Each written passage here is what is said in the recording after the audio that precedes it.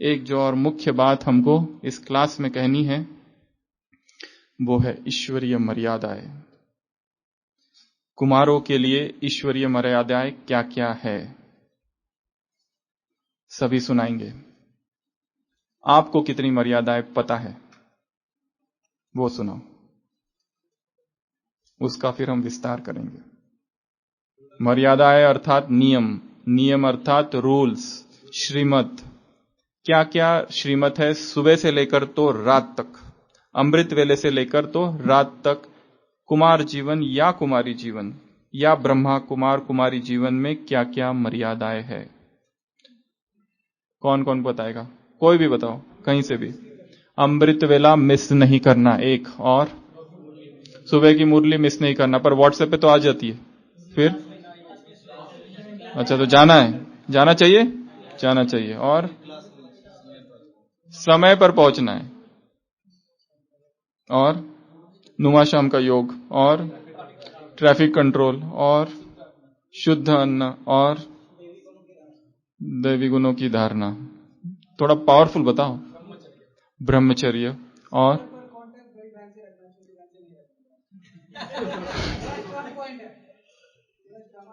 बहनें बैठी है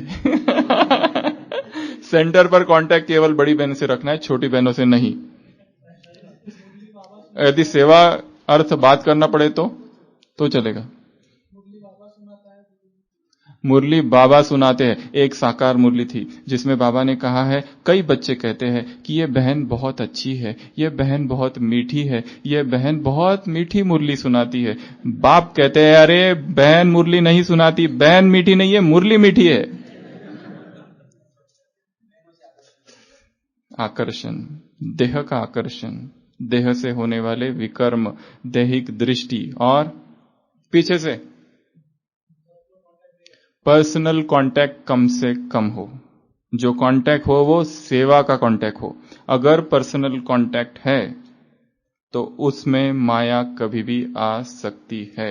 spiritual friendships have a tendency to turn into sexual friendships. इस बात को कभी भूलना नहीं। Spiritual friendships have a tendency to turn into sexual friendships. इसके लिए इसका ध्यान रखना है। और हर एक को आत्मिक दृष्टि देखना। नियम बताओ। नियम जो कहते हैं ना, नियम कुछ और होता है, एक है श्रीमत। हम अभी शुरुआत से चालू करते हैं, आदि से अंत तक। आदि से अंत तक क्या क्या करना है उसकी मर्यादाएं, केवल नियम नहीं, मर्यादाएं। मर्यादा बहुत ऊंचा शब्द है। कोड ऑफ कंडक्ट, इंग्लिश में कहते हैं line of code of conduct. मर्यादाओं की लकीर का उल्लंघन नहीं करना, not to violate the line of code of conduct. वो कौन कौन सी मर्यादाएं हैं? नहीं, दुख नहीं देना वो अलग प्रकार की है, वो श्रीमत है। हम यहां अभी थोड़ा विभाजन कर रहे हैं। श्रीमत अलग, श्रीमत तो बहुत बड़ी है, श्रीमत की लिस्ट तो बहुत। हम श्रीमत की बात थोड़ी कम करेंगे, हम मर्यादाएं, नियम, रूल्स एंड रेगुलेशंस जो होते हैं उसकी बात करेंगे। हम चालू कर रहे हैं अमृत वेले से, पैसा बाद में, बीच में, दोपहर में, दिन में, ठीक है सबसे पहले अमृत वेले से भी पहले उठे और आंख खुली, वहां से चालू करो। इस सीजन में, इस सीजन नहीं, अभी 1 साल हो गया शायद, 1 साल पहले जो साकार मुरली चली थी 18 जनवरी की साकार मुरली, उसमें फर्स्ट पैराग्राफ उठते ही बहुत भपके से बाप को क्या कहो? गुड मॉर्निंग बाबा। तो सबसे पहला नियम, कौन कौन नहीं कहता है या बाद में कहता है? 10 मिनट के बाद वो हाथ खड़े करो। बहुत सारे। पहला संकल्प ही क्या हो, और इसके पीछे और एक सूक्ष्म सिद्धांत है, जिस संकल्प से हम सोते हैं वही सोते समय का अंतिम संकल्प ही सुबह का प्रथम संकल्प होता है। विकारी संकल्प के साथ यदि कोई कुमार सोता है तो उठते ही वह पहला संकल्प होगा, चाहे तपस्वी हो, ज्ञानी हो, योगी हो, समर्पित हो, कुछ भी। जो संकल्प से आत्मा सोती है उसी संकल्प से आत्मा उठती है। सोते समय क्या देख रहे हैं, क्या पढ़ रहे हैं, क्या कुछ कर रहे हैं, उस पर बहुत कुछ आधार है। तो सबसे पहला उठते ही गुड मॉर्निंग करना है। उसके बाद नेक्स्ट स्टेप फ्रेश होना। हो सके तो अमृत वेले स्नान करके ही करना है। वो लोग हाथ उठाओ जो स्नान कर कर अमृत वेला करते हैं। कम है। स्नान करने के पीछे बहुत बड़ी फिलॉसफी है। हमारे शरीर में हेयर जो बाल होते हैं वहां पोर होते हैं, बहुत सारे छोटे छोटे छेद। अभी पहला पूरा नहीं हुआ है। जैसे हम स्नान करते हैं ये जो पोर्स है शरीर के वो खुल जाते हैं, तो इससे नींद आने की संभावना कम होती है। तो स्नान करना, और एक उसके पहले ब्रश करना। क्यों करना ब्रश जरूरी? यहां जो उसके ब्रशेस स्टिमुलेट करते हैं वो थोड़ा ऊपर भी स्टिमुलेट करते हैं। जो नींद का जो असर है वो थोड़ा कम होता है। उसके बाद अमृत वेला कहां करना है? एक है अपना कमरा, एक है बाबा का कमरा, एक है सेंटर, एक है मधुबन अगर वहां है तो। कोई लोग मधुबन में रहते हैं परंतु मधुबन में यहां से जाते फिर भी अपने कमरे में ही अमृत वेला करते, वो भी एक कैटेगरी है सेपरेट। तो कहां करना चाहिए अमृत वेला? जहां हम बिस्तर है हमारा, सबसे पहले उस बिस्तर का परित्याग करना पड़ेगा। वो जो बिस्तर है उसमें बहुत ही सघन नींद के घनीभूत वाइब्रेशंस है, बहुत वाइब्रेशंस है उसमें। उस प्रकंपन से थोड़ा बाहर निकलना पड़ेगा। वो जमीन भी हो सकती है, फिर चलेगा। वो आसन होता है ना छोटा, अगर कुमार जो है अलग अलग अपने छोटे छोटे कमरों में रहते हैं तो आसन एक खरीद लो। आसन सन्यासी योगी तपस्वियों का आसन होता है, उस आसन में बैठ के, या शतरंजी या छोटा कुछ भी, परंतु बिस्तर पर नहीं। कोई लोग गुप्त योग भी करते हैं क्योंकि वो चाहते हैं कि वो प्रदर्शन ना करे, कोई शो ऑफ, कोई आडंबर नहीं, बिल्कुल गुप्त। यहां तक गुप्त कि हृदय भी ऊपर ले लो, बाजू वालों को भी पता ना चले कि हम योग में, पर हम हैं योग में, पर बाजू वाले को भी पता ना चले। ये है महातपस्वी और गुप्त योगी, जो बिल्कुल ये दिखाना नहीं चाहते कि किसी को भी पता ना चले कि हम बाप को याद कर रहे हैं। इतने योगी है देखो। तो स्नान, पहले गुड मॉर्निंग, फिर स्नान, ब्रश, स्नान, और अपने बिस्तर का परित्याग। उससे निकल के दूसरी जगह, वहीं जाके नमाज नहीं पढ़ना है अपने ही बिस्तर पे वहां से दूसरी जगह। अगर बाबा का कमरा बना है तो वहां जाना है। अगर हो सके तो मधुबन में ट्रांसलाइट मिलता है अभी छोटा, इलेक्ट्रिक वाला, पता है? वो ट्रांसलाइट अगर जिसके पास नहीं है वो खरीद ले। छोटा भी मिलता है, बड़ा भी मिलता है। अगर बाबा के लिए कमरा बना सके तो कमरा बनाए, अगर नहीं बना सकते तो बस वैसे ही रख दे, टेबल पर ही रख दे, वो भी चलेगा। ट्रांसलाइट मिलता है वो एक है। फिर है अमृत वेला। अमृत वेला भी कैसा हो? उसमें नींद का जरा भी असर ना हो। साधारण अमृत वेला नहीं करना है, शक्तिशाली अमृत वेला, जिससे आत्मा चार्ज हो जाए। आधा नींद में आधा बाबा से बात कर रहे हैं, ऐसा नहीं करना है। उसके लिए क्यों ऐसा हो रहा है, क्यों नींद आ रही है, उसके ऊपर स्वयं ही अध्ययन करना है। क्या ऐसी गलती हो रही है? रात को देर से भोजन कर रहे, ज्यादा भोजन कर रहे, फोन पर बात करते करते सो रहे, क्या ऐसा हो रहा है? या दिन में दिनचर्या ही ऐसी बनी हुई है कि इतना सेवाओं का विस्तार है कि आराम के लिए समय ही नहीं है उसमें। तो क्या हम ऐसी युक्ति रचे कि जिससे वो शक्तिशाली हो? क्योंकि सेवाएं बढ़ रही है, एक एक आत्मा को बहुत सारी सेवाएं करनी है। मल्टीटास्किंग करना होता है, मल्टीटास्किंग, ये भी करना है, वो भी करना है, ये प्रोग्राम है, वो भी, यहां भी जाना है, ये भी करना है, वो भी करना है। इतनी सारी 10 चीजें एक साथ करनी है, परंतु ध्यान रखना है कि ये मिस ना हो, चाहे कुछ भी हो। हमको याद है, हम जब पहले पहले मधुबन में थे तो इतना नशा था, इतना नशा था, जो कल जो हम सुना रहे थे। एक बार हमको बाहर जाना था कहीं, तो हम ट्रेन में बैठे, पहली बार मधुबन में पहुंचने के बाद कहीं बाहर जाना था ट्रेन से, तो हम रात में सोए। हमारी आदत थी 2 बजे उठने की, तो हम एक बार सोए और सो गए, और सोकर जब उठा, ट्रेन में ही था, देखा एकदम प्रकाश हो गया है बाहर, और हमको लगा हमारा अमृत वेला मिस हो गया। मतलब एक तरफ कहाँ थे, चढ़े तो चाके वैकुंठ रस, नहीं तो चकनाचूर, ऐसी स्थिति आ गई कि अभी तो मतलब ऐसा लग रहा था ट्रेन में कि अभी मतलब दिन हो गया, इतना प्रकाश था बाहर। तो एकदम जैसे दुखी हो जाता है ना कोई, अपराध भाव, और ये इस तरह से जैसे हो गया। तो ऐसे हम बैठे थे, क्या अभी क्यों ऐसा हो गया, सोच रहे थे क्या कारण हो सकता है उसका। परंतु अच्छा हुआ ट्रेन चालू हुई, एक्चुअली वो स्टेशन था उसका वो इतना ज्यादा लाइट था, वो जब हम देखा तो वो उतना ही टाइम था जितना होना चाहिए था और जितने बजे हम उठते हैं। तो अपने बिस्तर का परित्याग करना है, बिस्तर पर अमृत वेला नहीं करना है, उठना है शक्तिशाली पावरफुल अमृत वेला, अर्थात जिसमें नींद का असर ना हो, प्रभाव ना हो थोड़ा भी। अगर है तो फिर दूसरी विधि है, चलते फिरते करो, बैठने की आवश्यकता नहीं है, चलते रहो, फिरो यहां से वहां, वहां से वहां, चलते चलते इस सोमान का अभ्यास करो। या फिर अमृत वेले से पहले कुछ तो पढ़ के जाना है, जैसे हम खुद करते हैं कि क्योंकि हमें पांडववन में रोज क्लास कराना होता है 5:15 से 6 बजे तक, तो जिस पे क्लास कराना होता है सारे दिन भर हमारे पास समय नहीं है उसके बारे में पढ़ने के लिए, क्योंकि इतनी सारी चीजें हैं, हजारों चीजें करने को है, ये भी करना है वो भी करना है।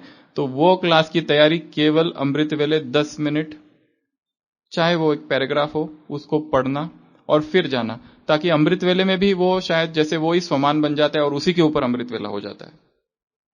इसके लिए जिनको नींद ज्यादा आती है क्या करना है, अव्यक्त वाणी का अध्ययन, या फिर बाबा की आवाज में ही मुरली सुनना, या फिर कोई योग की कमेंट्री सुनना, या फिर कोई शक्तिशाली क्लास है उसको सुनना। कुछ भी करो बाय हुक और क्रुक, साम दाम दंड भेद ये न केन प्रकारेण, जो भी कर सके पर नींद ना आए।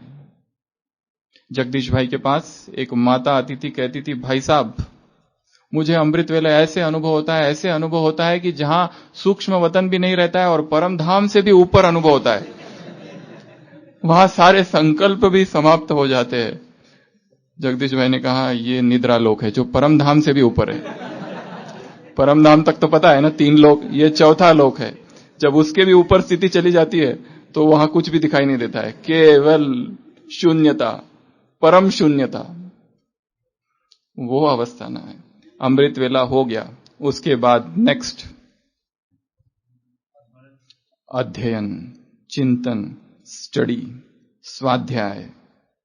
जो योग करना चाहे एक्स्ट्रा वो कर सकते हैं, या फिर बाबा के कमरे में बैठकर प्लानिंग करना दिनचर्या की, क्या करना है आज, कौन कौन से कार्य, किस कार्य को कितना महत्व देना है, कौन सा कार्य is the top most priority, second, third, fourth. ऐसा ना हो जाए जो टॉप मोस्ट प्रायोरिटी है वो सबसे नीचे चला जाए और जो महत्वपूर्ण कार्य था वो रह जाए। इसके लिए दिनचर्या में क्या क्या करना है उसकी थोड़ी प्लानिंग बाबा के ही कमरे में, या फिर बाबा से 3 चीजें और हैं। एक है बाप से रूरयान, दूसरा है स्वयं से रूरयान, और तीसरा है ज्ञान का मनन चिंतन। ये 3 कार्य रोज होते रहे सारे दिन भर में। कौन कौन सी? सबसे पहले बाबा से बातें करना, बाप से रूरयान, दूसरी स्वयं से रूरयान, ये जो सुबह का पीरियड है अमृत वेले के बाद का, स्वयं से बातें करने का समय है, और तीसरा है ज्ञान का चिंतन, ज्ञान का मनन, ज्ञान का अध्ययन और पढ़ाई। पढ़ाई बहुत बाकी है क्योंकि एडमिशन बहुत लेट ली है और एग्जाम सबकी साथ में है, तो बहुत मुरलियां बाकी है पढ़नी। कब पढ़ोगे? एक पूरी नहीं होती तो दूसरी आ जाती है, माल आते ही रहता है, नया नया नया आता है, पुराना भूल जाता है, ऐसा ना हो। वो हो गया। उसके बाद में है मुरली क्लास। मुरली क्लास में अगर जो लेट आते हैं टीचर के बाद, बाबा कहते हैं वो मेरी इंसल्ट करते हैं। क्या करते हैं? मेरी इंसल्ट करते हैं। जो मेरे बाद मुरली क्लास में आते, भगवान आ चुका है परम धाम से, और उसके बाद जो आता है ये ईश्वरीय पाठशाला है। इस पाठशाला में यूनिफॉर्म है, संपूर्ण यूनिफॉर्म के साथ, हो सके तो 10 मिनट पहले या 15 मिनट पहले या आधा घंटा पहले ही पहुंच जाना है, डायरी और पेन के साथ।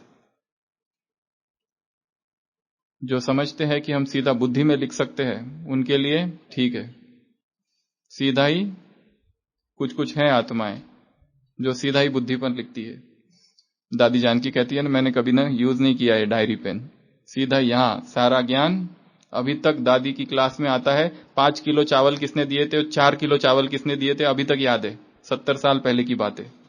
अगर ऐसी मेधावी बुद्धि है किसी की, उनके लिए वो थोड़े ये है, इसके लिए अपवाद, उनको डायरी पेन की आवश्यकता नहीं। परंतु बाकी सभी जो थोड़े कम मेधावी है,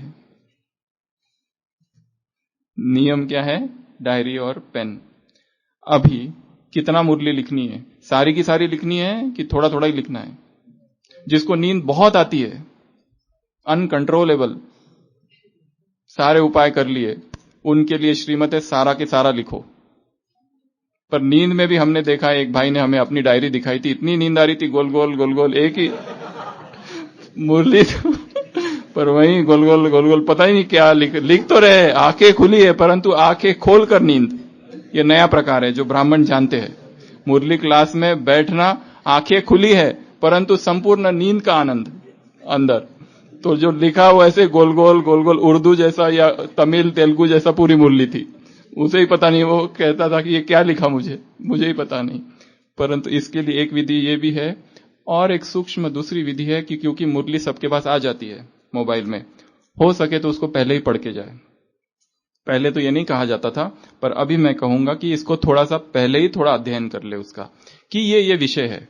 और फिर जब मुरली सुनते हैं तो वो रिवीजन हो रहा है, एक्चुअली वो रिवीजन क्लास है और उसमें कुछ चिंतन ऐड हो रहा है। ऐसी 2-3 बातें वहां होगी। एक तो ये, तो मुरली सुनना, टाइम पर आना, यूनिफॉर्म पर आना, योग युक्त स्थिति में सुनना। और एक महत्वपूर्ण चीज, मुरली सुनते हुए भी योग का प्रयोग करना, योग सुनते हुए योग करना। जैसे एक संकल्प है कि बाबा उस तन में आकर मुरली सुना रहा है, मैं इस तन में अभी अभी आई हूं मुरली सुनने के लिए। कितना सुंदर संकल्प है, बाबा उस तन में अभी अभी आके मुरली सुना रहा है और मैं आत्मा अभी अभी परम धाम से इस तन में आई हूं, मुरली सुन रही हूं। तो योग का भी प्रयोग। और दूसरी एक आदत होती है, मुरली खत्म और भागे, अभी स्लोगन पूरा ही नहीं हुआ है। मुरली होने के बाद भी जो वो गीत बजता है, उसमें सारी ही मुरली एक बार पूरी की पूरी रिवाइज करो, अंदर ही अंदर। वो पूरा हुआ, उससे बाहर निकले, बाहर निकलते समय भी क्या क्या मुरली में सुना, उसको रिवाइज करते करते सुन जाना। फिर है ब्रेकफास्ट, नाश्ता। जो नाश्ता खुद बनाते हैं उनके ऊपर तो फूलों की वर्षा होती है ऊपर से। ऐसे तपस्वी कुमार यहां पर बहुत है जो स्वयं अपने हाथों से बाबा को भोग लगाकर खाते हैं। इसमें मुझे बताओ, भोग लगाने वाले कितने हैं? भोग अर्थात 24 घंटे में पूर्ण विधिवत गीत के साथ सारे बर्तन, भोग का कपड़ा, सब कुछ संपूर्ण विधि के साथ भोग लगाने वाले कितने हैं? एक गीत के साथ, संपूर्ण एक गीत, 3 गीत नहीं, एक गीत। तो बाबा को ऐसो का भोजन बहुत प्रिय है, बहुत प्रिय। पत्रम पुष्पम फलम तोयम यो मैं भक्त्या प्रयश्यति, गीता में लिखा है, जो अनन्य भाव से पत्र पुष्प और फल भी मुझे भोग लगाता है, वो मैं अनन्य प्रेम से उसे स्वीकार करता हूं। भगवान को तुम्हारे 56 भोग नहीं चाहिए, उसे भावना चाहिए। तो जो नहीं भोजन बनाते आज से, उनको भी भोग लगाना है। किसका भोग लगाएंगे? जल का चलेगा, फल का चलेगा। भोजन भले कहीं और से कर रहे हैं, कोई और बना रहा है या सेंटर से कर रहे हैं, फिर भी 24 घंटे में एक बार बैठकर, नीचे बैठकर भोग लगाना है। कौन कौन लगाएंगे? हाथ खड़ा करो। महेश भाई लगाएंगे ना? तो हाथ खड़ा करो। सभी को 24 घंटे में एक बार। नाश्ते में नहीं लगाया दोपहर में नहीं लगाया रात को, ये बात को मिस नहीं करना है, क्योंकि वो भी फिर आपके योग के पीरियड में गिना जाएगा। वो जो 5 मिनट है वो योग में गिने जाएंगे, और जो भोजन 3 बार जो कर रहे हो योग युक्त स्थिति में स्वीकार किया जाए, समान में स्थित होकर किया जाए, या फिर बहुत ही धन्यवाद का भाव उसमें हो। भोजन स्वीकार करते समय उस किसान को सबसे पहले प्रकृति को धन्यवाद, उस किसान को धन्यवाद जिसने वो फसल उगाई, वो सारे लोगों को धन्यवाद जिन्होंने अनाज सप्लाई किया, वो सारों ने जिन्होंने भोजन बनाया पकाया और हमको अभी खिला रहे, सबको धन्यवाद, और सबसे ज्यादा शिव बाबा को धन्यवाद। और एक संकल्प है भोजन करते समय, यह संकल्प करो कि मैं कल्प वृक्ष के नीचे बैठकर भोजन कर रहा हूं। एक एक कौर, एक एक निवाला इस संसार की सभी आत्माओं को जा रहा है। मैं भोजन इधर कर रहा हूं पर संसार में न मालूम कितने भूखे हैं, सभी को जा रहा है ये भोजन। केवल ये मैं स्वीकार नहीं कर रहा हूं, परंतु विश्व की अनगिनत आत्माओं तक ये भोजन पहुंच रहा है। कल्प वृक्ष के जड़ के नीचे बैठकर भोजन स्वीकार करना, ये श्रेष्ठ सम्मान और संकल्प है। बाप की याद में भोजन स्वीकार करना। कभी बाबा ने अव्यक्त संदेश था गुलजार दादी के द्वारा, बहुत पुराना, जिसमें बाबा ने कहा है कि यदि भोजन योग युक्त होकर बनाया जाए और स्वीकार किया जाए तो 50% ब्रह्मचर्य और प्यूरिटी वैसे ही अचीव हो जाएगी, बाकी और कुछ करने की जरूरत नहीं। 50% प्यूरिटी स्वतः ही आ जाएगी यदि भोजन योग युक्त होकर स्वीकार करते हैं, बनाते हैं। भोजन बनाते समय भी, भोजन बनाने वाले कौन कौन है? रोज बनाने वाले। तो जो जो चीज उसमें डालते हो उस एक एक चीज को भी दृष्टि देनी है। आलू डालते हो उस आलू को दृष्टि, तेल डालते हो उस तेल को दृष्टि, मसाला डालते हो उस मसाले को भी दृष्टि, हर चीज को दृष्टि देते हुए उस भोजन का जो टाइम है उसको योग युक्त करना है। या फिर मुरली सुनते हुए, मोबाइल में सबके पास मुरली है, क्लास सुनते हुए, या फिर मेडिटेशन कमेंट्री सुनते हुए, या बाबा की आवाज सुनते हुए भोजन बनाया जाए और मौन में बनाया जाए। पूर्व जमाने में जो भोजन बनाते थे उनको क्या कहा जाता था? महाराज। भोजन बनाने वालों को क्या कहते हैं? महाराज। क्यों महाराज? महाराज अर्थात कर्मेंद्रियों के राजा होते हैं वो जहां भोजन बनाते थे कोई दूसरा उसके अंदर आ नहीं सकता। उनके जो वस्त्र थे उसमें कहीं पर भी सिलाई नहीं होती थी। महाराज जो होता है ना, कहीं पर भी सिलाई नहीं है, नोबडी इज अलाउड, अंदर कोई नहीं आ सकता है। इतनी भोजन की शुद्धता और पवित्रता का महत्व है। इसके लिए जिस विधि से हम बना रहे हैं वो भी शुद्ध हो। और दादी जानकी कहते हैं ना कि अगर किसी की स्थिति देखनी है कैसी है गृहस्थियों की, तो उनके किचन को जाके देखो कि किचन कितना स्वच्छ है। ऐसा नहीं कि भोजन बनाए और बर्तन ऐसे ही रखे हुए हैं। कहते हैं अगर रात को भोजन बनाए और बर्तन वैसे ही छोड़ दिया तो वो बर्तन रोते हैं। उनकी सफाई हो, स्वच्छ हो, कितना शुद्धता है, एक्सटर्नल क्लीनलीनेस कितनी है, वो भी बहुत महत्वपूर्ण है। कोई आए तो उसे बिल्कुल कुछ भी ना दिखाई, ऐसा पता ही नहीं चले कि यहां भोजन बना था। अगर थोड़ी देर में कोई आ जाए तो उसको ये भी ना पता चले कि यहां भोजन बना था, इतना वो स्वच्छ हो भोजन बनाने के बाद। तो नाश्ता, उसके बाद है कर्मयोग।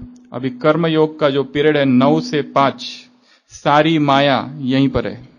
यह है हमारा लाइव टेलीकास्ट। ये तो बाकी का जो है सुबह और शाम, ये है बैकग्राउंड, ये तो कुछ नहीं, सारा जो है यहां है। अब सारी माया और सारी कसरत यहां है।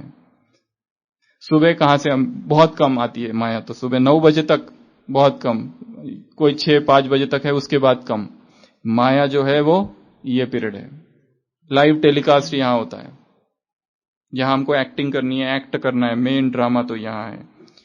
ये जो पीरियड है हमारा, इसमें क्या हम करें कि जिससे हमारी स्थिति योग युक्त हो। इसमें फिर बहुत सारी श्रीमत भी आ जाएंगी, किसी को दुख नहीं देना है, बोलना कैसा है, बात कैसा करना है, वो सारी बातें यहां आ जाएगी। रेस्ट कितना करना है, और कर्म के हमारे जो ट्रैफिक कंट्रोल बना हुआ है। किसी का ऐसा हो सकता है कि ट्रैफिक कंट्रोल के समय हम फ्री नहीं रहते, किसी का बुद्धि का काम है, किसी का कभी कभी बुद्धि का काम है और ज्यादा से ज्यादा कम बुद्धि का काम है, जो स्वतः ही यांत्रिक होते रहते हैं।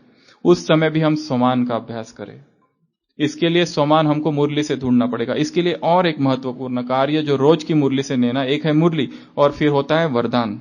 वरदान का ऊपर का महावाक्य तो याद नहीं रहता है, परंतु अंदर का जो विश्लेषण है उसको याद रखना है। हो सके तो उसको वहां से कट पेस्ट करके व्हाट्सएप में पेस्ट करो, थोड़ा सजाकर।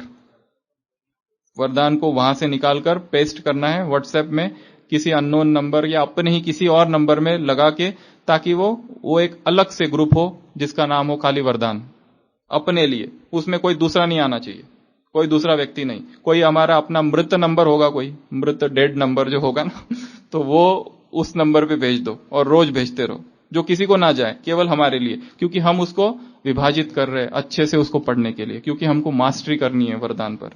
तो वरदान और स्लोगन दिन भर में भी बीच बीच में उनको याद करने का प्रयत्न करना है। कर्म तो करना ही है, सेवा तो करनी ही है। किसी किसी की सेवा ऐसी है कि उसका कोई टाइमिंग नहीं है। जैसे हम अपना ही बताते हैं कि हमारी सेवा ऐसी है कि 24 ही घंटे इमरजेंसी है। हमको याद है मधुबन में हम 3 बजे बैठे, इमरजेंसी आई, 3 बजे आईसीयू गए, पेशेंट को देखा, वेंटिलेटर पे डाला, सारी प्रोसीजर किए, 3:30 बजे फिर मधुबन, वो करके इधर। ऐसा एक भी रात नहीं है जिस दिन कोई उधर से कॉल नहीं आया कि पेशेंट नहीं आया। कुछ ना कुछ किसी को कुछ ना कुछ होते ही रहता है, परंतु हमने लक्ष्य रखा है वो अपने तरफ रहेगा, हमारी साधना अपनी तरफ रहेगी। तो किसी किसी की दिनचर्या ऐसी है कि उसमें इमरजेंसी से, पर मुझे नहीं लगता ऐसा सभी का है। हर एक की ड्यूटी बहुत यहां तो फिक्स है, 9 से 5, 9 से 6, उतना होने के बाद में उससे निवृत्त हो जाना है। वो अभी एक तरफ 9 से 9 भी है किसी किसी का ट्रैवलिंग में कितना समय जाता है, उस ट्रैवलिंग के समय में को कैसे सफल करे। हमको याद है जब हम मुंबई में थे और जब बीएसईएस हॉस्पिटल में पढ़ रहे थे, कल हमने जैसे बताया कि हमारे अंदर ऐसी इच्छा थी कि हम सब कुछ ही सीख ले। अब कैसे सीखे, टाइमिंग इतने थे, इतना मुश्किल थे सारे टाइमिंग। हमको एक कोर्स करना था, इको का कोर्स करना था। अभी इको का कोर्स करना कहीं और, वो हम रहते थे अंधेरी, और वो 2 ट्रेन चेंज करके उधर जाओ, उसमें भी टाइमिंग। और वो जो सुबह की ट्रेन होती थी, इतनी भीड़ रहती थी उन ट्रेनों में, 2-3 तो छोड़ देना पड़ता था। पर ये जो एक पीरियड था ट्रैवलिंग का, हमने शिवानी बहन को जो सुना, वो तो 2 मास में उन्होंने जो कुछ जितना कहा होगा उस 2 मास में उस समय सुना। वो ही हमको लगा अब क्या करे, कैसे सफल करे इस समय को, क्योंकि नहीं तो वेस्ट ही जा रहा है वो समय, केवल ट्रैवलिंग कर रहे। तो ट्रैवलिंग का जो समय है, कहीं पर भी जा रहे हैं, वो हमारा केवल ऐसे ही ना चला जाए, कुछ ना कुछ उसमें हम सुनते रहे, कुछ सोचते रहे, क्रिएटिव करे, योग युक्त हो, तो वो भी एक श्रीमत है। ठीक है। फिर आते हैं कर्म में ट्रैफिक कंट्रोल। अपना ट्रैफिक कंट्रोल खुद ही सेट करो। जरूरी नहीं है कि 10:30 बजे है तो वो तो है, परंतु अगर आप उस समय बिजी है, जैसे हम लोगों का होता है, हम लोग बिजी हो जाते हैं कभी कभी 10:30 या 12 बजे, तो अपना ट्रैफिक कंट्रोल खुद ही सेट करो, वरना ये ट्रैफिक कंट्रोल है उसको करना है। और जो बाबा ने अभी तो 1-1 घंटे में बचता है, मधुबन में तो बचता है, हम लोग जहां ड्यूटी करते हैं शायद वहां ना बचता। और ऐसा भी हो सकता है हम जिन लोगों के साथ कार्य करते हैं वो सब अज्ञानी है, जिन लोगों के साथ कार्य करते हैं वो निंदा करने वाले हैं, नाम रख कुछ कुछ बोलने वाले हैं, ऐसा भी हो सकता है। वहां हम कट्टरवादी ना बने, फैनेटिक ना बन जाए। फैनेटिक होता है ना, बस मैं ही राइट हूं। उनकी अपनी धारणाएं हैं, उनके साथ भी चलना है, उनको वो करने दो, हम ये कर रहे हैं। जैसे कोई सिख व्यक्ति है, वो पगड़ी वगैरह पहनता है, उसको कोई कहता थोड़ी ना है, पर अगर कहे भी तो उसको बुरा क्यों लगेगा। वो हिंदू है, हम ये है, बस हमारे ये जीवन है, उनको ये जीवन स्वीकार नहीं है, तो उनके साथ में डिटैच भाव परंतु शुभ भावनाएं रखनी है। तो हमारा जो कर्म का पीरियड है उसके लिए मर्यादा यही है कि जितना हो सके अंतर्मुखता में रहे, जितना हो सके बीच में ज्ञान का स्मरण करे, रूहानी ड्रिल करे, और सबसे महत्वपूर्ण है आत्मिक दृष्टि। जो भी दिखाई दे रहे हैं हमें, स्त्री पुरुष, वो सब आत्माएं हैं। बाबा कहते हैं कि अगर तुम किसी को आत्मा देखते हो तो उसको करंट देते हो। तो हमारा कार्य क्षेत्र जो है, वहां सबसे ज्यादा माया आती है। वहां कोई हमारा बॉस होगा, कोई हमारे जूनियर्स होंगे, कभी हमको ऑर्डर देना पड़ेगा, कभी ऑर्डर स्वीकार करना पड़ेगा। आज की मुरली पार्टियों से मुलाकात, पार्टी नंबर 2 यहां से जाकर फिर से पढ़ लेना, कार्य में क्या किया जाए उसके लिए बाबा ने श्रीमत दी है। अगर कोई कहता है, अगर तुम समझते हो मैं ही रॉन्ग हूं क्या, ये लोग भी तो रॉन्ग है, हम समझते हम ही राइट है, तो बाबा ने कहा लोक संग्रह अर्थ तुम्हें स्वीकार करो। ऐसा नहीं कि गलती हुई और स्वीकार करना, इसमें महानता नहीं है, गलती नहीं हुई है परंतु लोक संग्रह अर्थ कर रहे हो तो ये झुकना नहीं है, ये ऊंचा उठना है। बहुत सुंदर पैराग्राफ आज की मुरली में है। तो कार्यक्षेत्र, शाम का, नुमा शाम का योग कौन कौन करते हैं? हाथ खड़ा करो। बाकी उस समय क्या करते हैं वो बैठ जाओ, अभी हाथ नीचे। बाकी जो योग नहीं करते, योग के अतिरिक्त क्या करते हैं?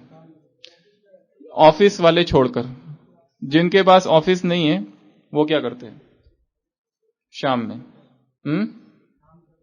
सेवा। टाइम वेस्ट कौन कौन करता है? क्या वेस्ट करते हो टाइम? हाँ, ऐसे ही वेस्ट हो जाता है।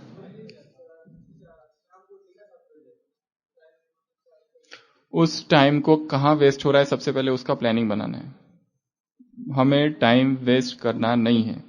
सबसे पहले कुछ साहित्य एकत्र करना पड़ेगा, मुरलियों को इकट्ठा करना पड़ेगा कि ये हमको, तभी तो हम प्लानिंग बनाए कि ये करना बाकी है, ये होना चाहिए। उसके बाद तो टाइम कहीं हमारा वेस्ट ना हो। फिर नुमा शाम का योग जो हम कह रहे थे, सेंटर जाना, जो जा सकते हैं, नहीं जा सकते हैं तो अपने ही कमरे को सेंटर जैसा वातावरण वहां निर्माण करना। जो हमारा कमरा है उसके भी वाइब्रेशंस पावरफुल हो। कोई अगर आ जाए तो जादू लग जाए। आज की मुरली, पार्टियों से मुलाकात, पार्टी नंबर 2। अगर कोई दूसरा आता है तो उसको लगे हम फरिश्ते से मिल रहे। अगर कोई दूसरा बाहर का आ जाता है तो उसको लगे यहां जैसे कि जादू लगा हुआ है, ऐसा उनको अनुभव हो। तो हमारे कमरे में भी अगर कोई आ जाए, अगर कोई, हम कहीं और रहते हैं, जैसे घर में रहते हैं, गृहस्थ में रहते हैं, तो वहां भी हमारा जो कमरा होगा, अगर नहीं है तो हमारा जो संपूर्ण घर होगा, उस संपूर्ण घर के वाइब्रेशंस जो है वो शुद्ध हो। कोई भी वहां आ जाए उसको दिव्य अनुभूति हो। ऐसा हम क्या करें? जरूर कोई विकारी संकल्प हमारे है, तभी ये वातावरण शक्तिशाली नहीं हो रहा है। नहीं तो हमारे अगर संकल्प शक्तिशाली है तो वो वातावरण स्वतः ही शक्तिशाली होगा। इसके लिए अपने कमरे के वाइब्रेशंस, अपने कमरे में हमने कौन से पोस्टर लगा रखे हैं वो भी बहुत महत्वपूर्ण है। उसमें बीच बीच में स्लोगन कौन से लगा रखे हैं वो भी महत्वपूर्ण है। उसमें लगा के रखना है। हो सके तो बाबा का कमरा बना, जो सकते हैं वो बनाए, नहीं बना सकते तो वो ट्रांसलाइट जो कहा है वो। फिर रात का भोजन, वो भी रात का जो है वो जितना हो सके टाइम से थोड़ा कम और सोने से कुछ देर पहले, ताकि अमृत वेले नींद ना आए। शाम को और एक चीज करनी है, वो है बाप को जो सेवा हुई है उसके बारे में एक रिपोर्टिंग करनी है। 2 बार चार्ट देना है बाबा को, एक शाम को और एक रात को। रात का चार्ट देना, पोता मेल देना एक दूसरी श्रीमत है। शाम को जो सेवा हो गई, अभी ड्यूटी कर ली 6 बजे तक, 6 बजे तक फ्रेश हुए, उसके बाद में भी ड्यूटी में क्या क्या हुआ वो भी एक रिपोर्टिंग कि ये हुआ। ये मन ही मन नहीं, बैठ के बताओ तो अच्छा है, मन ही मन भी अच्छा है, परंतु जो योग करते हो नुमा शाम का, उसके पहले 5-10 मिनट स्वयं को हल्का करो, क्योंकि सारी हलचल वाली चीजें दिन में होती है। किसी ने कुछ बोला, किसी ने कुछ कहा, माया इस तरह से आई, उस तरह से आई, स्वयं को हल्का करना। और फिर रात में डायरी कौन कौन लिखता है अब ये बताओ? बहुत कम। इसमें जो डायरी नहीं लिखते, अभी उनके लिए कह रहा हूं, चार्ट लिखना बड़ा मुश्किल कार्य है। जो हम करते हैं वो हम बता रहे हैं कि हम अपनी सारी की सारी दिनचर्या लिखते हैं, उसमें चार्ट की जो पॉइंट्स है वो इंक्लूड करते हैं। कभी कभी चार्ट भी अलग से, परंतु दिनचर्या जो है कि सुबह कितने बजे उठे और क्या किया और कोई विशेष घटना हुई, दिनचर्या लिखना। हमने देखा है कि जो भी संसार में महान व्यक्ति हुए हैं वो सभी को डायरी लिखने की आदत थी। अपनी डायरी लिखना, उसमें दिनचर्या लिखना, उस दिनचर्या में फिर धीरे धीरे सीधा चार्ट अगर लिखने जाओ तो रेडीमेड चार्ट मिलते हैं, मधुबन से चार्ट आते हैं, दिव्य दर्पण के चार्ट आते हैं, वो 10 दिन लिखते हैं फिर छूटता है, 1 मास लिखते हैं फिर छूटता है, कुछ दिन लिखा फिर छूटा। आदत जो चालू करो डायरी लिखने की, अर्थात दिनचर्या लिखना चालू करो। उसमें फिर धीरे धीरे इंक्लूड करो मुरली का कोई शक्तिशाली पॉइंट, वो भी उसमें डाल दो कि आज इस विषय पर हमने चर्चा की। जैसे भाई ने बताया, मैं असंभव को संभव करने वाली आत्मा हूं। कितना अच्छा पॉइंट है। तो हम डायरी में लिखने कि आज मेरे मन में ये संकल्प आया, असंभव को संभव करने वाली आत्मा, वो उसमें लिखा। ये जो डायरी लिखना है, इसको धीरे धीरे फिर उसमें परिवर्तन करना है चार्ट में। और फिर रात को थोड़ा सा योग करके, थोड़ा सा कुछ अच्छा पढ़ के फिर सोना है। ये तो हमने आपको बताया मर्यादाएं, जो कि सारी पॉजिटिव थी, जो करना है। कुछ मर्यादाएं हमारे पास 5 मिनट और है, क्या क्या नहीं करना है एज अ रूल, वो बताओ। अब पैसों की लेन देन, ईश्वरीय परिवार में पैसों की बहुत ज्यादा लेन देन बिल्कुल नहीं करनी है। एक भाई ने अपना अनुभव सुनाया था सेंटर के एक भाई ने, किसी दूसरे भाई ने उससे 5,000 रुपए लिए और जिसने लिए वो बाद में भूल गया। अब रोज सेंटर पर साथ में आते हैं, मुरली में उसके सामने ही बैठता है। वो जैसे ही वो सामने आता है, जिसने पैसे दिए थे उसको बस वो पैसे ही याद आते हैं कि इसने पैसे अब तक दिए नहीं, इसने पैसे दिए नहीं, और जिसने दिए वो भूल गया। अब क्या करे, कैसी समस्या है। वो भाई ने अनुभव सुनाया था, जब मधुबन में आया तो फिर जिसने पैसे दिए थे थोड़ा बाबा से कहा कि भाई वो पैसे अभी मैं भूलता हूं, छोड़ो, अब नहीं चाहिए मुझे पैसे। अगर देना भी है तो फिर इस भाव से दो, अभी मुझे वापस नहीं चाहिए। दे दिया, वो हो गया, दान पूरा हुआ। अगर हमने दिए और उसने वापस ना दिए इस ईश्वरीय परिवार में, तो भी संकल्प चलते हैं, अगर देना है तो दे दो और बस। फिर तो वो भाई ने वहां बाबा के कमरे में बैठा, 3 मास से परेशान हूं, क्या करूं। तो उसने कहा कि अब ये पैसे मैं भूल जाता हूं।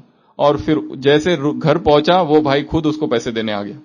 वो कहते मैं कब से तुमको फोन कर रहा हूं, तुम्हारा मोबाइल ही स्विच ऑफ था। वो तो इधर योग भट्टी में आया था ना, तो मोबाइल ऑफ था।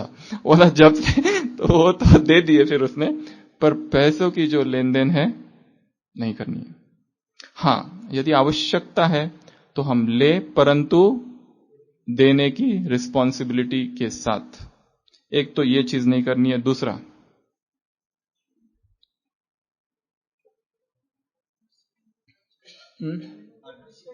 बहनों से रिस्पेक्ट देना, चाहे कोई भी बहन हो। कुछ दिन पहले मुरली चली थी, पिछले संडे, अगर 2 साल की भी है तो टीचर दीदी दादी बन जाती है, 10 साल वाला भी। परंतु ये सम्मान उन्हें किसने दिया है। नहीं तो हम सोचेंगे ये आज की बालकी हमको सिखा रही है। अरे वो तो खाली मुरली पढ़ रही है, पर मुरली है किसकी। हम ये क्यों देख रहे कौन सा व्यक्ति सुना रहा है, हम उस व्यक्ति को ना देखें, ये महावाक्य किसके है। संगम पर बाबा ने बहनों को आगे रखा है। विवेकानंद ने अपने एक अमेरिका के स्पीच में कहा है, एक भविष्यवाणी की है, volume number 6, a day will come when Indian lady clad in white shall spread the message of God the world over. उनकी मृत्यु 1902 में हुई है। उन्होंने लिखा है, एक समय आएगा भारतीय नारी श्वेत वस्त्र धारण करेगी और परमात्मा संदेश सारे विश्व में फैलाएगी। बड़ी भविष्यवाणी है। बाबा तो 36 में आए, तो भगवान ने ज्ञान का कलश माताओं और बहनों के सर पे दिया है। वो दूसरी बात है कि कलश से माल हमने निकाल लिया है।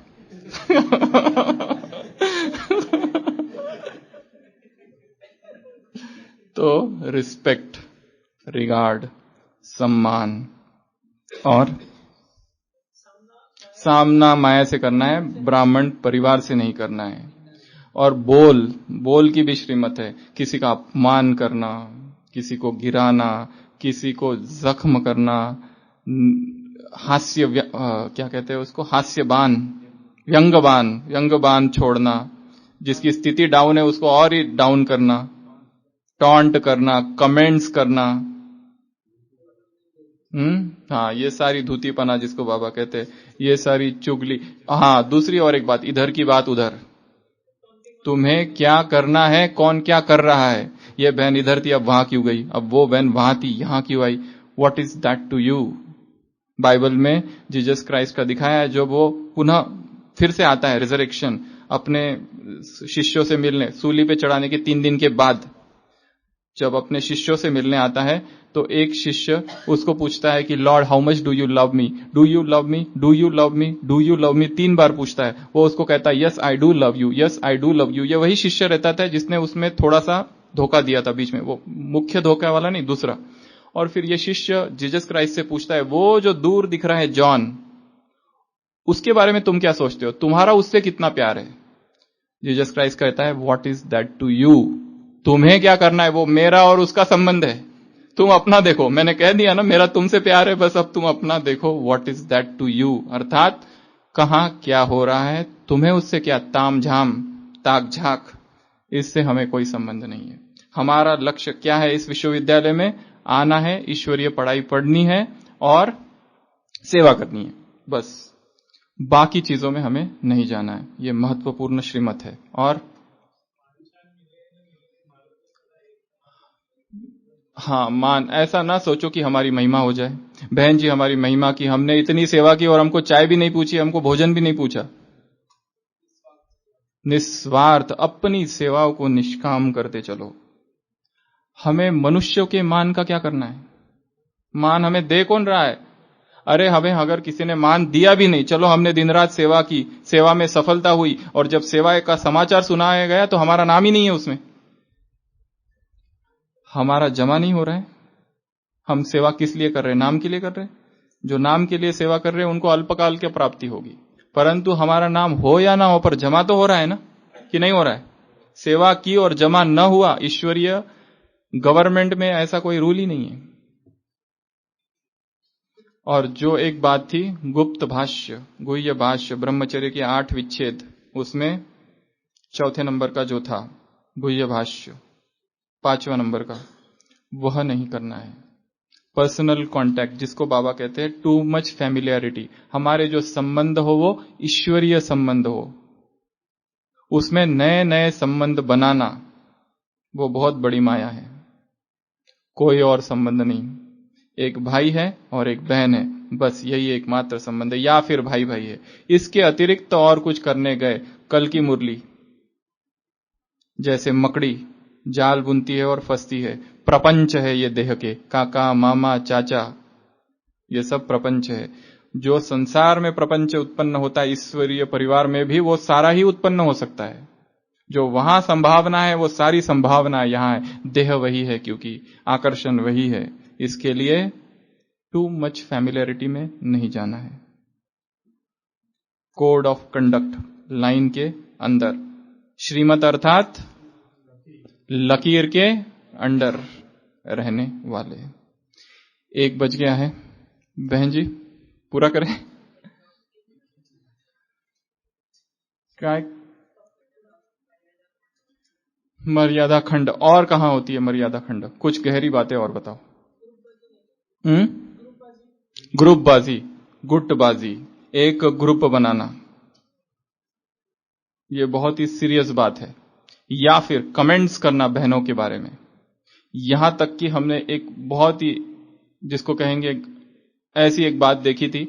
हम किसी एक सेंटर पर गए थे, बहनों की बारे में बातें हैं ये। वहां की जो बहन जी थी, वो, उसको बिल्ली बहुत अच्छी लगती थी, बिल्लियां। तो जब बड़ी बहन जी कभी बाहर गई थी, ये बहनों के लिए बातें हैं, जो बड़ी बहन जी जब बाहर गई थी तो छोटी बहन मुरली सुना रही थी। मुरली में पॉइंट आया था कि तुम्हें किसी से मोह नहीं रखना है, नष्टो मोहा बनना है। तो छोटी बहन ने मुरली सुनाते समय कहा, नहीं तो देखो हमारी बड़ी बहन जी को।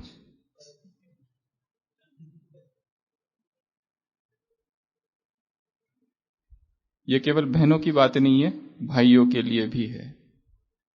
हमें बाबा ने कहा है, जैसे आपने दादी का संदेश कितना ध्यान से सुना मुझे पता नहीं, उसमें एक बात जो कल हमने यहां सुना है इस कुमार ग्रुप के लिए, पर दोष, पर निंदा।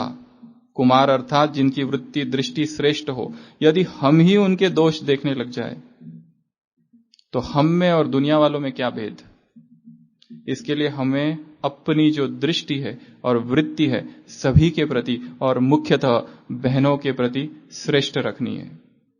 अगर आप देखें तो उनके जीवन में कितना त्याग समाया हुआ है। इस संसार के आकर्षण में रहते हुए भी वो सारा कुछ त्याग करके स्वयं को ब्रह्मा कुमारी बनाना और परमात्मा यज्ञ में समर्पित हो जाना। नहीं तो देखो हॉलीवुड और बॉलीवुड की हीरोइन क्या कर रही है,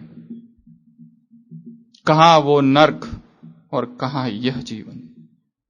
हजारों माताओं के बीच में अगर एक ब्रह्मा कुमारी खड़ी है तो हम दूर से पहचान सकते हैं कि यह बहन जी है। पहचान सकते हैं कि नहीं? माताएं अलग ही दिखती है, बहनें अलग दिखती है। माताओं और बहनों में जमीन आसमान का अंतर है। बहनों का जीवन समर्पित जीवन है, उनके प्रति हमारी दृष्टि में दोष बुद्धि ना हो, श्रेष्ठ भावना से उन्हें देखना है। उन्होंने जो कुछ भी वो कह रहे हैं यही समझो कि बाबा करा रहा है। दिखेगा कि वो गलत भी है, परंतु रिस्पॉन्सिबल कौन है? बाप है। इसके लिए निंदा करना, कमेंट्स करना, ये सब चीजें हमें हमारी आध्यात्मिकता के लिए बहुत ही घातक है, क्योंकि इससे हमारी उन्नति नहीं हो सकती, क्योंकि उसमें निगेटिव भाव है, घृणा का भाव है। तो कई सेंटर पर हमने ऐसा भी देखा है कि कुमार ग्रुप बना के है और बहनों के विरोध में है, या फिर किसी एक बहन से ज्यादा अटैचमेंट है। अगर वो है तो मुरली में जाएंगे, वो अगर बाहर गई है तो मुरली जाना बंद। ऐसा भी है, बहुत कुछ है। इस यज्ञ में भी बहुत बड़ा प्रपंच है। बाबा ने तो यहां तक कहा है कि ये यज्ञ भी हिलेगा एक दिन। इसके लिए हम यहां आए किस लिए थे? ये करने आए थे या ये करने आए थे? तपस्वी बनने आए थे, योगी बनने आए थे, परमात्मा मिलन के सुख का अनुभव करने आए थे? और ये क्या कर रहे हैं? दूसरी एक बात, अगर किसी को किसी भी चीज की मदद की आवश्यकता है स्थूल, तो वो तुरंत करना है। स्थूल मदद, यदि किसी बहन को या भाई को शारीरिक कोई बीमारी है तो हॉस्पिटल ले जाना, दवाइयां और बाकी जो भी सहायता हम कर सकते हैं वो सहर्ष सहृदय से करें, उसमें भी भाग्य है। जहां पर भी सेवा का अवसर है, नहीं तो हमारे पास जो भी पैसे हैं वैसे भी व्यर्थ जाने वाले हैं। हमारा पैसा जो है वो ईश्वरीय यज्ञ में लगे। और देते समय ये भावना ना हो कि हम किसी व्यक्ति को दे रहे हैं। हम किसी व्यक्ति को नहीं दे रहे हैं, यहां ईश्वरीय संस्था है, ईश्वरीय यज्ञ में ये जा रहा है। हमने एक जगह एक कुमार का अनुभव सुना था कि उस कुमार ने सेंटर पर एक टेप रिकॉर्डर दिया और फिर वो बहन से झगड़ा हो गया, परंतु क्लास में तो आना चालू था, पर एक दिन कहा कहीं और प्रोग्राम है, वो टेप रिकॉर्ड चाहिए थोड़ा, और लेके गया और वापस दिया ही नहीं। क्या ये दान है? महादान। जो चीज हमने दे दी उसका फिर क्या हुआ उससे हमें कोई लेना देना ही नहीं है, ये दान नहीं है। हमने दे दिया बस, अब हमको कुछ पता नहीं उसका क्या हुआ। दे दिया, अच्छा वो दिया था उसका क्या हुआ? आपने दे दिया ना, आपका भाग्य बन गया। अगर उन्होंने किसी ने ठीक से उसका प्रयोग नहीं किया तो वो उसका विकर्म बनेगा, वो छोड़ दो, that is none of your business. What is that to you? हमारा लक्ष्य है हमारा जो धन है, हमारा जो जीवन है वो सफल हो जाए। और दूसरा और एक महत्वपूर्ण बात है कमेंट्स, वो भी प्यूरिटी के विषय में। किसी के ऊपर कमेंट करना, टॉन्ट करना कि इसके साथ कुछ चल रहा है, ये एक बहुत बड़ा कमेंट। इस तरह की जो कमेंट्स होती है ना, इसके साथ में कुछ है। तुम्हें क्या पता किसके साथ में क्या है? क्या हम दूर से कोई अगर बात कर रहे बैठ के तो हम ये कह सकते हैं इनका कुछ चल रहा है? हमें क्या पता? पति पत्नी सारा जीवन एक साथ रहते फिर भी एक दूसरे को नहीं जान पाते, तो हम जो दूसरे आसपास जो सेंटर वाले उनको कहां से जान पाएंगे? हमें अपने आप को बिजी स्वयं में रखना है, ना कि दूसरों पर कमेंट करने में। और मुख्यतः इस तरह की जो कमेंट है, हमने यह भी कई कुमारों को कहते हुए सुना है कि इस बहन का उस भाई के साथ कुछ चल रहा है। तुम्हें क्या करना है और तुम्हें क्या पता है क्या चल रहा है?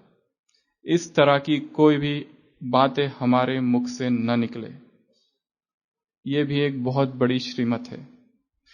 अलिखित इटिकेट्स जिसको कहते हैं, कहीं लिखा नहीं है। ये जो बातें हम यहां बता रहे हैं इसमें बहुत सारी बातें कई जगह पर लिखी नहीं है, परंतु अनुभव के आधार से हमारा जीवन आदर्श जीवन हो।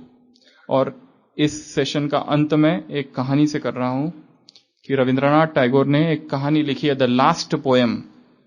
उर्दू में ये कहानी लिखी हुई है, पोएम नहीं है, कहानी का शीर्षक है द लास्ट पोएम। उसमें दिखाया है एक स्त्री है, बहुत अमीर है, उसे प्रेम हुआ है एक पुरुष से जो कि बहुत गरीब है, उसका भी उससे बहुत प्यार है, दोनों ही शादी करना चाहते हैं, परंतु वो स्त्री एक शर्त रखती है शादी की। वो शर्त ऐसी रखती है कि शादी के बाद हम साथ में नहीं रहेंगे, तुम उधर रहोगे, मैं इधर रहूंगी, बीच में एक तालाब होगा, झील। अगर कभी हम मिले तो मिल लेंगे, कभी बोट राइडिंग करते हुए या दिन भर में। ये उसकी शर्त है। क्यों रखी शर्त? क्योंकि ज्यादा अगर किससे मिलते हैं, टू मच फैमिलियरिटी होती है, तो एक दूसरे के प्रति सम्मान कम होता है। बहुत ज्यादा जानने लगते हैं ना, इसके लिए सम्मान कम होता है। इसके लिए क्या कहती है, हम रहेंगे साथ में नहीं, शादी पर मैं तुमसे ही करूंगी, अगर तुमने मुझसे शादी नहीं की तो मैं तुम्हारी याद में मर जाऊंगी और तुम्हारी याद में रहूंगी। ऐसी संकट वाली स्थिति कि तुमसे ही करनी है। तो उसमें मतलब भाव यही बताया है कि अगर हम रहते भी हैं तो ऐसे ही दूसरे व्यक्ति के साथ रहे जैसे वो उधर और हम इधर। अगर मिलना है तो कभी चलते चलते मिल गए, मिल लिए, बातें की और गुड बाय। बोटिंग कर रहे हैं, मिले और गुड बाय और चल दिए। फैमिलियरिटी जहां आ जाती है संबंधों में बहुत ज्यादा, तो फिर एक दूसरे को रूठना, नाराज होना, फिर मनाना, इसी में समय जाता है। स्त्री और पुरुष ज्यादा घनिष्ठ मित्रता जहां होगी, फिर वहां पे नाराज होना चालू होगा, फिर रूठना चालू होगा, फिर वो उसको मनाएगा, वो उसको मनाएगा। और ईश्वरीय जीवन में ज्ञान योग कब करेंगे अगर ये बातें आ गई तो जितना हम बता सके ये ईश्वरीय मर्यादा और जितनी हमें समझ में आई है हमने आपको बताई। इससे अधिक और बहुत कुछ होगा। इस सत्र के अंत में एक बात मैं कहना चाहूंगा कि अगर हमने कोई ऐसी बात कह दी होगी कि जिसके वजह से किसी का हृदय विदीर्ण हो गया है, तो उसके लिए तहे दिल से हम माफी मांगते हैं। ओम शांति।